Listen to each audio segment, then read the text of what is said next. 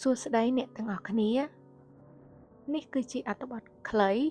សម្រាប់ការអនុវត្តការស្ដាប់ភាសាខ្មែរតោះមេរៀនទី2អាជីវកម្មផ្ទាល់ខ្លួនឥឡូវនេះខ្ញុំរស់នៅជាតិផ្សារថ្មីជាមួយប្រពន្ធនិងកូនរបស់ខ្ញុំមានអាជីវកម្មផ្ទាល់ខ្លួនតូចមួយគឺបើកហាងលក់ខោអាវបុរសនិងនារីកាលពីមុនរបរលក់ដូររបស់ខ្ញុំមិនសូវល្អទេព្រោះមិនសូវមានម៉ួយស្គាល់ឥឡូវនេះវាស្រួលរកស៊ីខ្លាំងណាស់និងបានចំណេញលុយច្រើនជាងមុននៅថ្ងៃនេះខ្ញុំត្រូវទៅការិយាល័យតាំងពីព្រឹក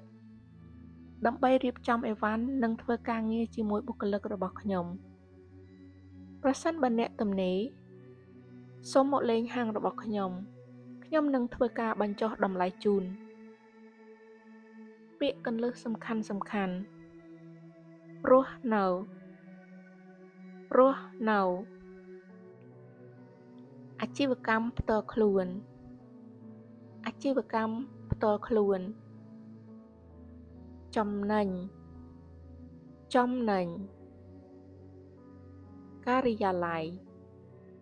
ការិយាល័យមិនសូវសូមអរគុណជម្រាបលា